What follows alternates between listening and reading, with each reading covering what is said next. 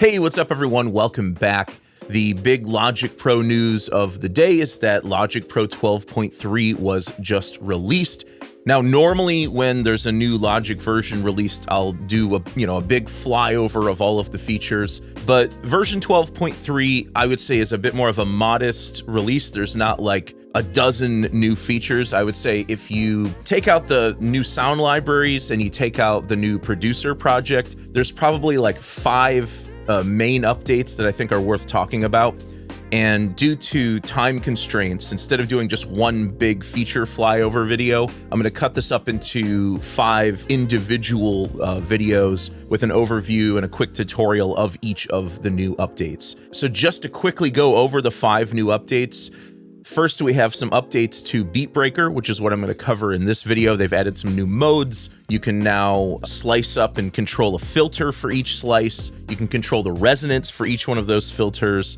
You can control the pan for each slice, and there are also some really cool new randomization controls. So all of that I'm going to go over in this video in just a bit. And just to quickly give you an idea about the other 4 updates, the granular synthesis engine in Alchemy has been updated, and they've included a new granular library with Alchemy. They've improved chord ID so that it better recognizes slash chords and extended harmonies like 6ths and 7ths. They've made it so that grid lines now show up over regions, which is awesome. I can't believe it took them this long to do that. And then finally, they've made some updates to Smart Tempo, so it handles loops a little bit better. It gets rid of rounding errors, and it just makes importing and working with loops and shorter audio files a little bit easier with Smart Tempo.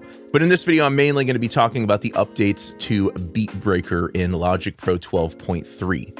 So let's jump right into Beat Breaker. So if you're not familiar with Beat Breaker, it's an audio effects plugin that you can add to any audio track. You can add it to a software instrument track. It's not an instrument, so you can use it on anything. You can use it on your own recordings. You can use it on loops. You can use it on software instruments. And what it does is it slices up the audio signal in real time and processes each slice in real time. So previously you could apply time modulation, repeat, note repeat or slice repeat modulation, and volume modulation to each slice. So for example, here's just a quick drum loop.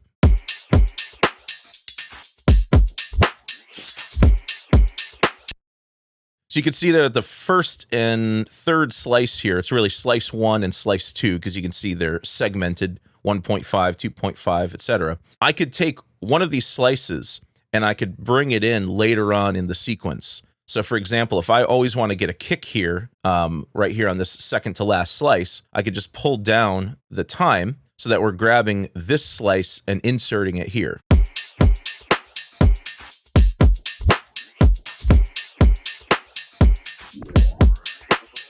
Okay, so we already have a hi-hat right here. Let's say I wanted a doubled hi-hat there. I could come over to the repeat parameter, and I could drag that up to create a repeat on that slice.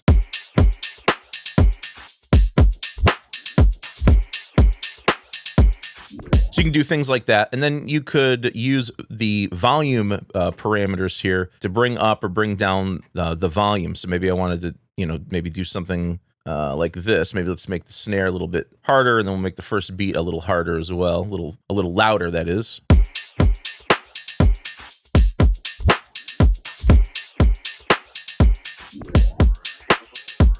And you can even create slopes and curves with these just by controlling these parameters here. So if I want a little bit of a volume ramp here, I could do that.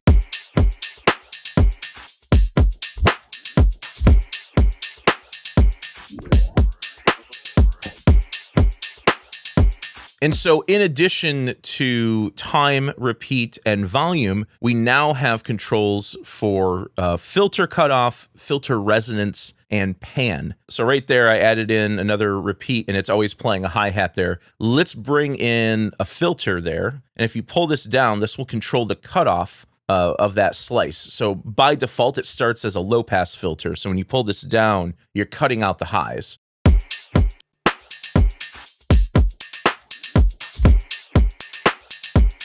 And just like with volume and some of the other parameters, you can adjust the slope of this and the curve of this. So you can create some different, filter sweeps within the sequence.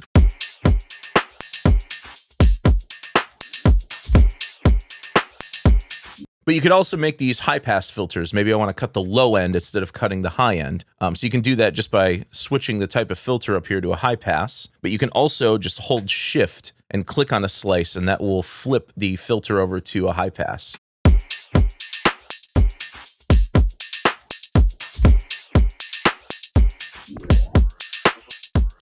And then in addition to that, you can control the resonance of each one of the slices. So as you pull this up, this is going to pull up the resonance at the cutoff. Think of resonance as like feedback at the cutoff frequency. So you're boosting the cutoff frequency.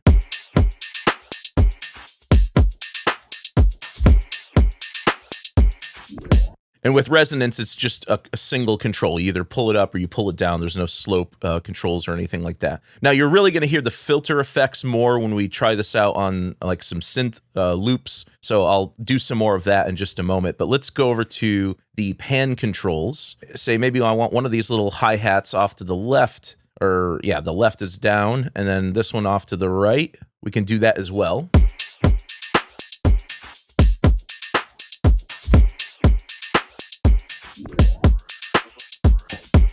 And then you can also control the slope and curve of these as well. So maybe I want this one to sort of start on the left and then pan over to the right. And then maybe I want this one to start on the right and pan over to the left. I can do that as well.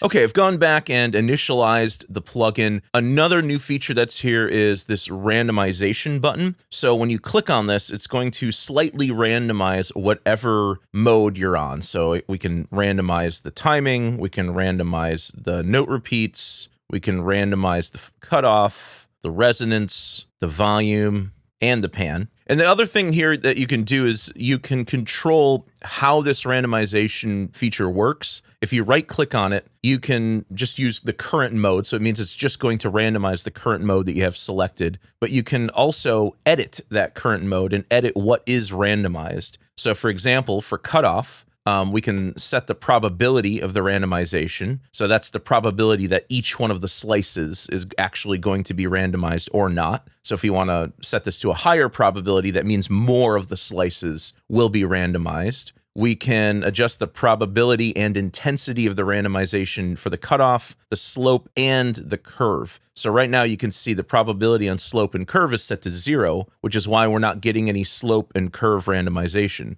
So maybe we pull that up a bit. And so now I can randomize all of the parameters of cutoff mode at the same time.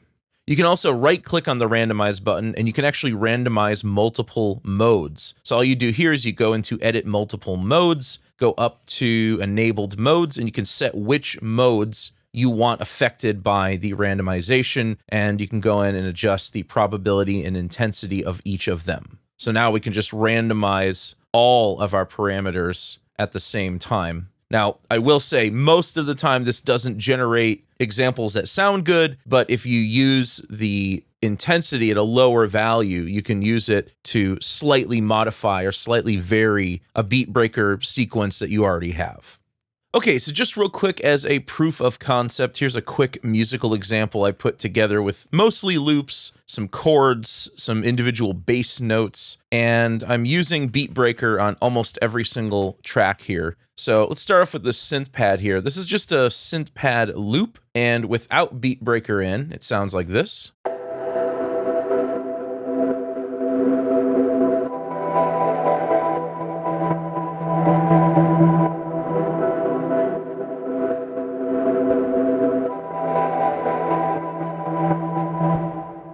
And then with Beat Breaker in,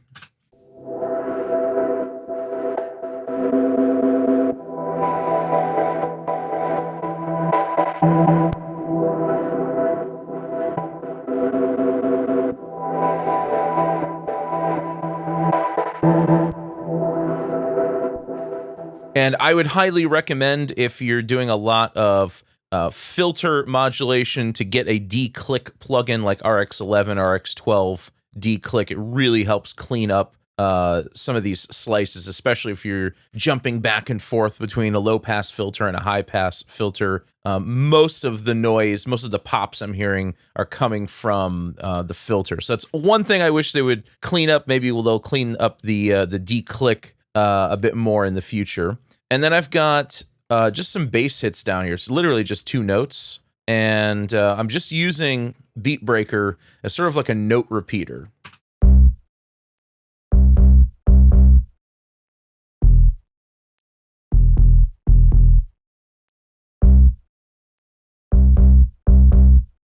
And on the shorter notes, I'm pulling the filter down a little bit to pull a little bit of the top end out. And so that whole section without Beat Breaker would just sound like this.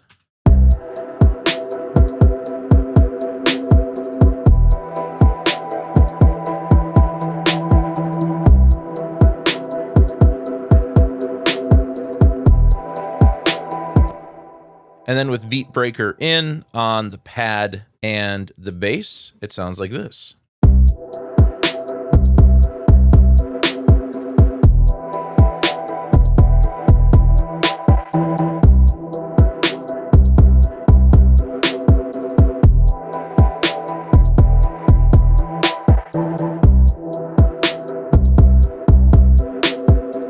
And I've got another section over here. This one is an arpeggiated synth line, and on its own, it sounds like this.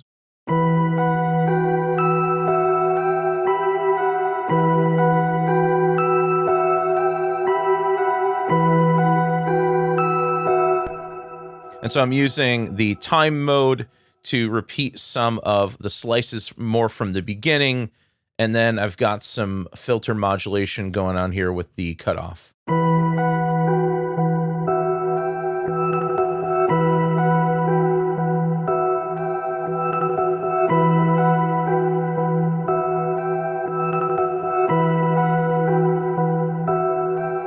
I also have some chords here, and without Beat Breaker, they just sound like this.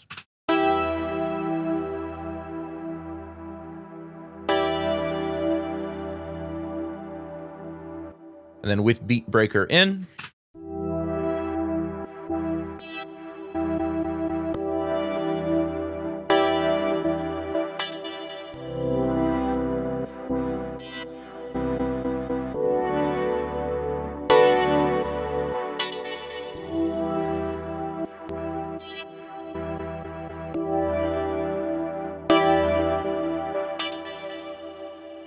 So I'm playing with the cutoff and the slope and the curve to create these filter sweep swells. Then I have another bass sequence down here, similar to before. I'm just really using Beat Breaker as a note repeater.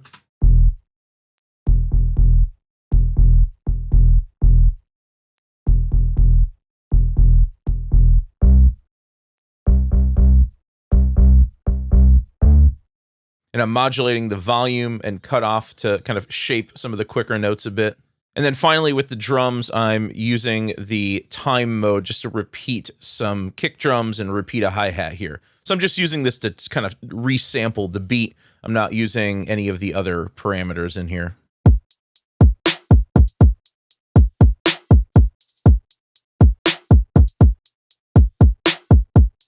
And then the whole section all together.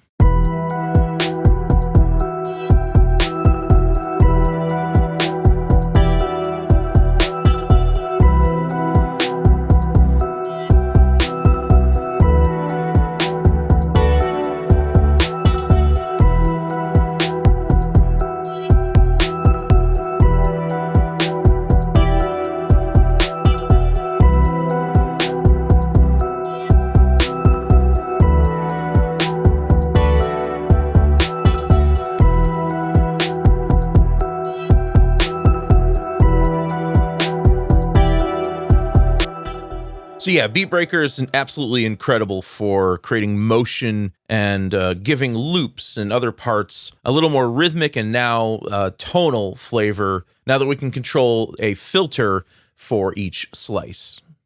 And the very last thing I want to do before I wrap up is there's one little bug or glitch. Fortunately enough, it's like an easily fixed glitch. If you create a project in Logic 12.2 that has Beat Breaker, and then you save it, and then you open it in 12.3, you'll notice that the mode controls are no longer shown for any of the slices right here. This is very easily fixed. Just go up to View, and then set this to Controls, and then go back to Editor, and then click on one of the slices, and they'll show up again. So just keep that in mind in case you're opening up any older projects from 12.2. So that's the new Beat Breaker plugin available in Logic Pro 12.3. I hope you guys enjoyed this video. If you did, please leave it a thumbs up and subscribe to the channel to see more content like this. As always, thank you so much for the support, and thanks for watching.